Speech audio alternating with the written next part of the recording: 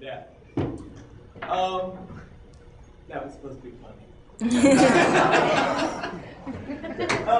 Maybe next year. We can have one more round of applause for them, and for all of them.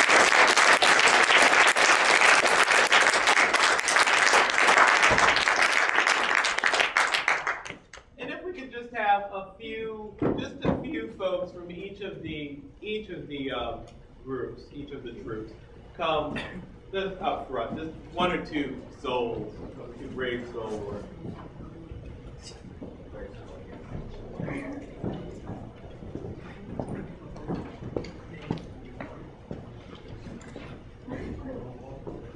Do you have any questions?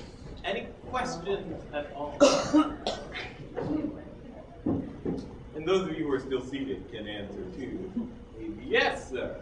I'm wondering about your presentation before this last play, discussing reiterations, reinventions, tweakings of old works to touch a modern audience. Would you see that as something that is worthy if the audience is engaged, bringing them back to the relevance of the truths, the timeless nature of the presentations, or do you see that as possibly a slippery slope where, let's say, somebody trying to remain hip starts to miss the really important thrust of the work itself? Baz Luhrmann's Romeo and Juliet. Shakespeare had them both as young, foolish children who did a lot of stupid things based on their immaturity and youth. The most recent interpretation doesn't really touch upon that at all. And I'm just wondering what your thoughts are on reiteration, reinterpretation for the modern age.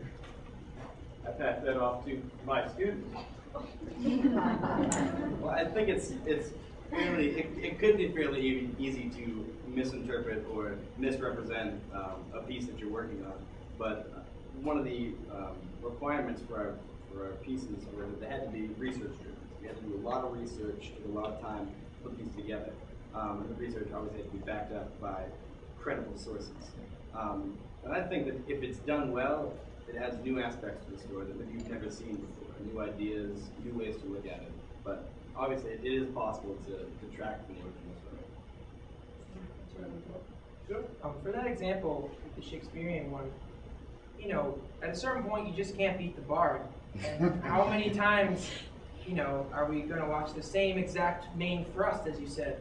So there's a certain level of responsibility, but then there's another threshold that you can choose to enter, where you're saying, you know what, no, this is not Shakespeare. This is my thing. Thank you, Shakespeare, for giving me the seed, but I'm going to go to something else. So I think there's responsibility on both sides of the equation. You just have to really be clear with what you're trying to accomplish. For example, the Partner's Tale is thousands of years old. It is dated as far back as come from the lips of Buddha. So the story is definitely not new. This is definitely the first time anyone's done it, and trust me, it's the first time To go off, okay, I'm sorry, Kelly. To go off of what Kai said, also, I know like the Shakespeare, the Romeo and Juliet movie, it also resonates with our generation, but I also know a lot of people who had never considered Shakespeare until they've seen that movie, and then it kind of convinced them to go into Shakespeare and like research it a little bit and read more of Shakespeare. So I think it also is like a way to get our generation into that literature. I was just mostly going to say that it does, when you do the hip modern updates, I guess, something it does do is make the material more accessible to people who haven't studied it, to people who wouldn't necessarily know what a traditionalist interpretation of it would mean. So it does go a long way towards making it fun for people who aren't necessarily looking for the scholarly thing of it, I guess.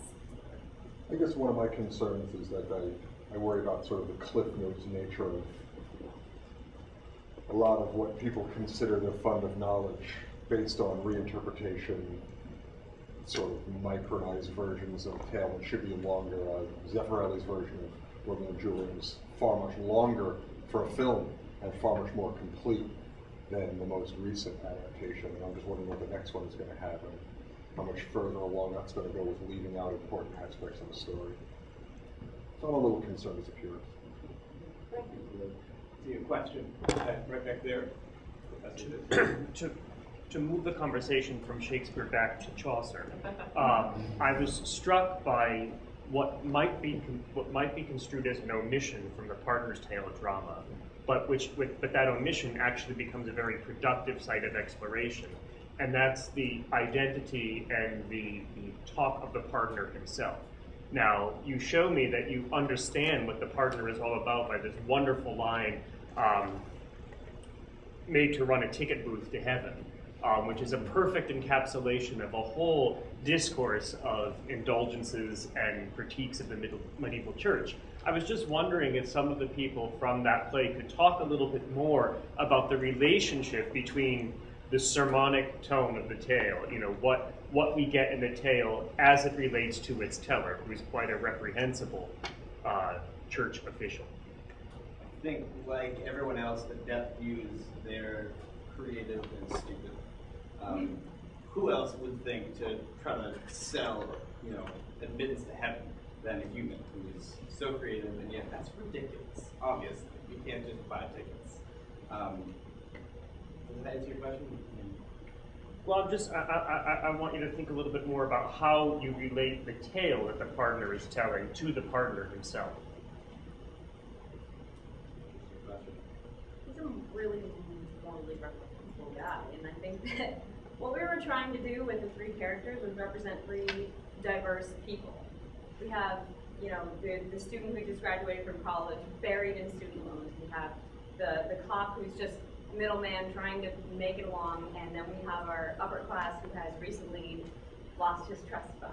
And so with those three characters, what we were trying to sort of imagine doing was embodying that sort of moral reprehensibility, is that the proper word, and encompass it inside this very brief production. And you did it wonderfully. That's good and Other questions? Professor Lanier? Can I extend Jay's question to group number 2, who are also working with a tale told by a narrator? And I'm interested in how you communicated the nature of that narrator in your piece. One answer might be the quality that I thought was extraordinary about your performance, which was verse. So take it away. Okay. Well, we started by grounding ourselves in the Knight's Tale, which of course is in rhyming couplets, which is where the verse comes from. We actually did something at the beginning of the play, if anyone caught it. The two female characters, Hippolyta and Emelea, were actually not speaking in verse. And then with the emergence of the prisoner, who's from England, kind of introduces a courtly code of conduct into their lives, then the entire play from that point forward becomes in rhyming couplets. And the idea for us was to take this place, this kind of, a temporal space before England, in Amazonia, as we called it. I don't even know if that's the proper way to say ancient Amazon, but in Amazonia, and to do kind of a gender inversal, where there's almost an inverse of a courtly conduct, wherein women hold themselves to be the superior sex, and men are secondary.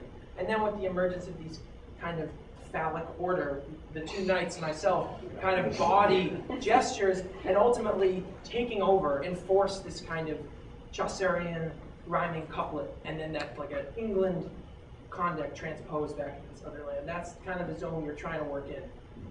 There wasn't maybe one exact tone that the whole story was told through. We were trying to show both sides more or less.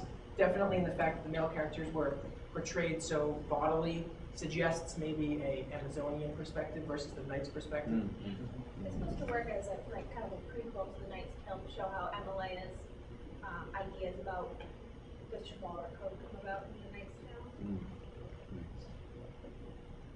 Time for about 2 more questions. Or Professor Lanier, did you have more to say? No, I'm fine. Thank you.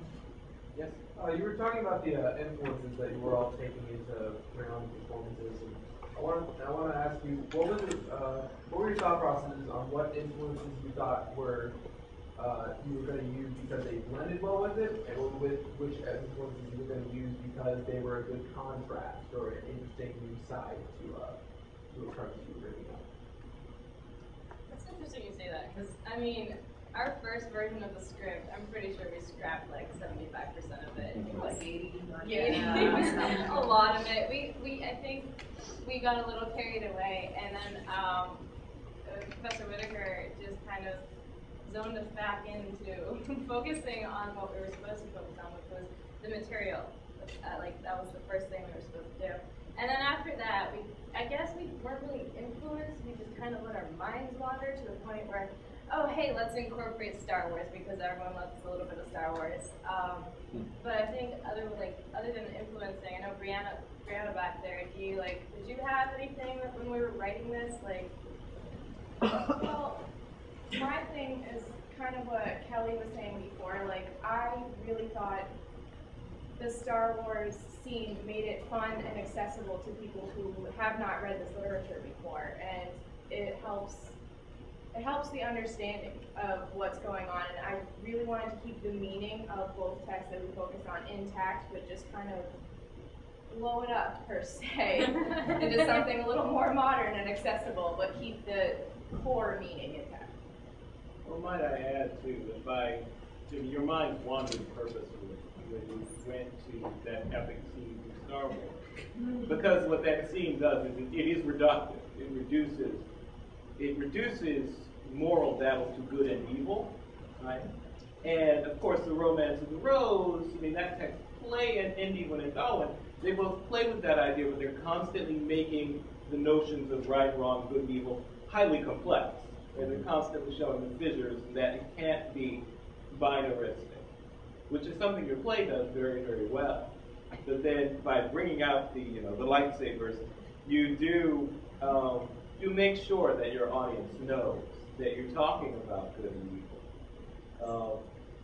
And I think that was a nice technique for ending up a 10-minute play that deals with some very complex literature and complex concepts.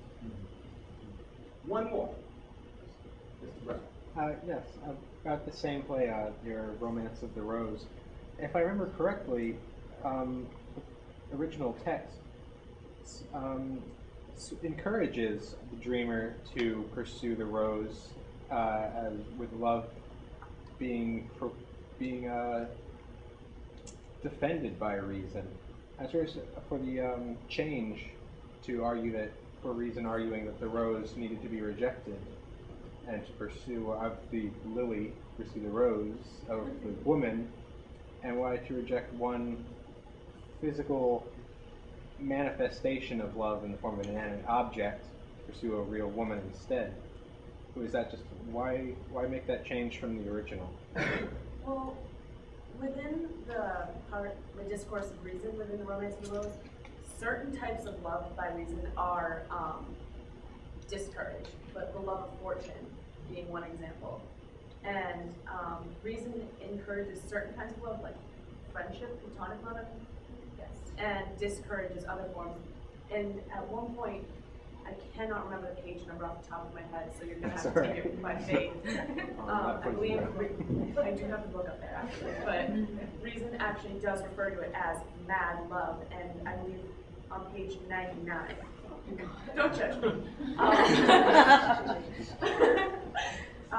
Reason has a line in which she says that pursuit of love can cause people to lose their sense, their soul, their reputation. And that was the kind of love that we felt that Ian was representing for the Rose, was the kind of the wholly consuming form of love at first sight, or at first smell, I guess, within this rose. So. I think we have to come to a close.